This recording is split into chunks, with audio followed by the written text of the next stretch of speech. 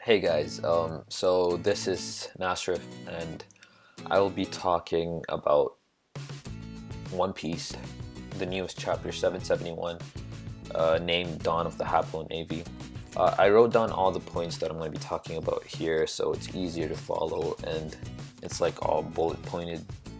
So the first one I wanted to be talking about is how the chapter started off with Pika, Zoro, and King Elizabeth. We know two things from that scene alone. There were 2 pages, and we know 2 things. One is we're gonna see the King Punch soon, and for whatever reason, because Zoro told him that you need to save the punch for something else, because he can take care of Pika by himself. And 2 is that Pika is up to something, but we don't really know what, but he's definitely up to something.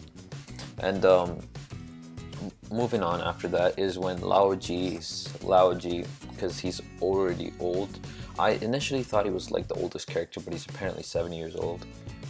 Because he definitely doesn't look 70, because I think Garp and Sengoku are older than him. But anyway, so there's a scene of him, of his soul coming out of his body and going up and up with like an angel thing above his head. But I honestly didn't like it because obviously it was for gags, but I didn't like it because it imitated Brook's ability. He does the soul evaporation thing.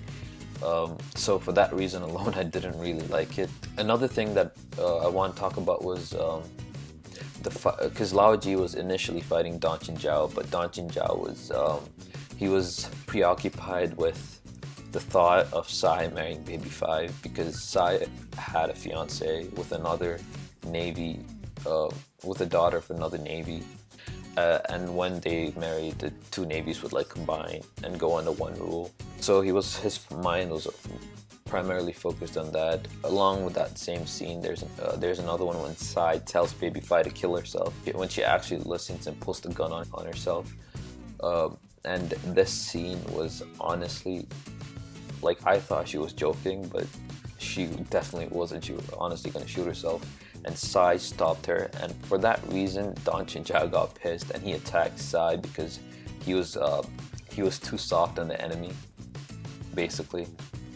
And this was, I kind of like this because they kind of had a falling out, and this gave birth to Sai's new power-up.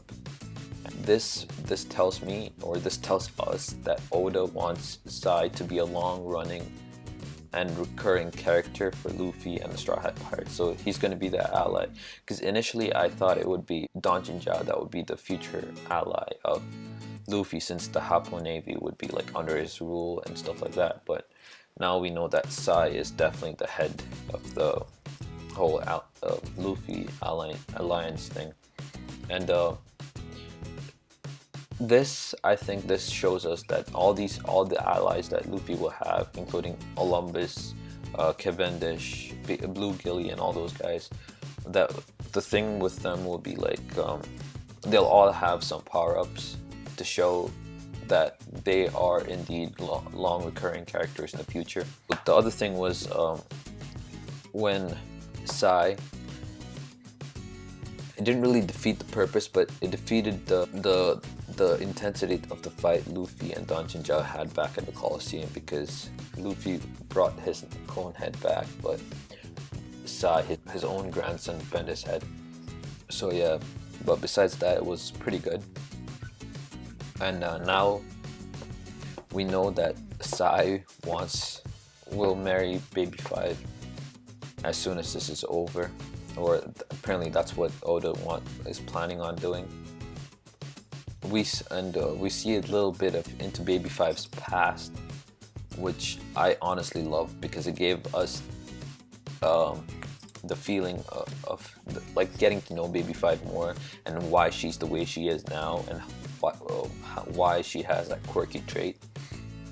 And this is the thing that I love about Oda, because he gives all his sideline characters so much like history and so much connection that the readers could connect to them and relate to them more, that no other mangaka does, which was honestly pretty good.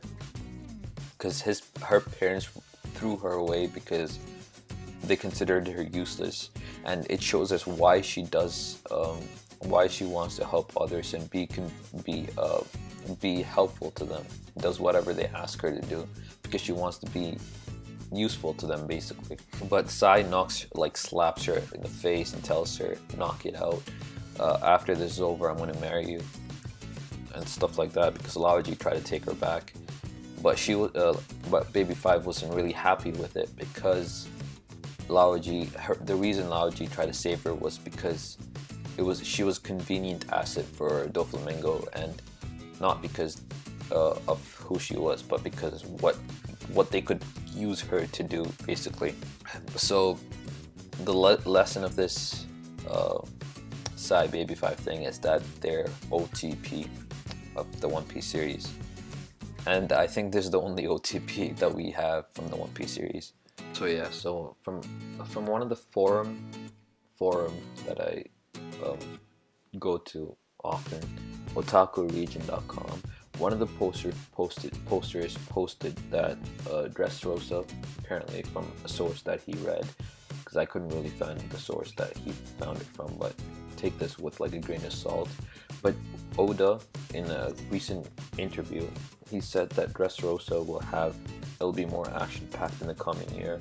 So we know that Dressrosa will be going on for maybe a year or two more, even though it looks like it's nearing its end, because we don't have like Luffy's going to face Doflamingo soon, and we have the sub fights right now, so we expect it to end soon, but it's not going to end as soon as we expect it to, because we still haven't touched on Mancherry, the princess of the Tonteta, or the dwarfs, the princess. We haven't touched on her. Like, we have slightly, but not a lot. And we haven't seen Sanji and the rest of the Straw Hats on the Sunny Go yet, but we know that they are facing Big Mom right now. And so what I think is we're gonna see Kaido come in later on during the arc, and we'll see Big Mom with the Sunny later on in the arc, and there'll be like someplace else. I think they'll be like off paneled. So like the Straw Hats go from Dressrosa into someplace else for the combat and stuff like that, because I don't think Sanji can take on them as they are now, because him and Brook are like the only two fighters in the crew that can probably take on the Big Mom fighters. Although Nami could probably like pitch in, and same with Chopper, but they probably wouldn't be able to do as much damage as Brook and Sanji. But that's beside the point. So yeah, expect these two things, or expect Dressrosa to happen for longer than you expect originally.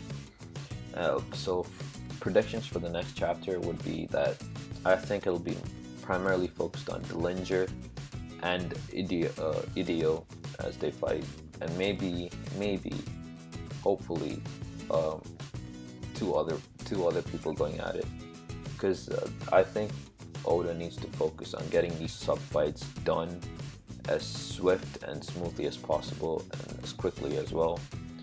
But now that we know, or now that we expect the Dressrosa arc to be a little longer, I think it's okay if Oda tried to reveal more stuff with the fights between these characters. But yeah, if you like this video, give it a thumbs up, hit the subscribe button, and yeah, hopefully I'll do a bit more reviews soon, especially with other mangas that I'm reading. So yeah, later guys, thanks for watching.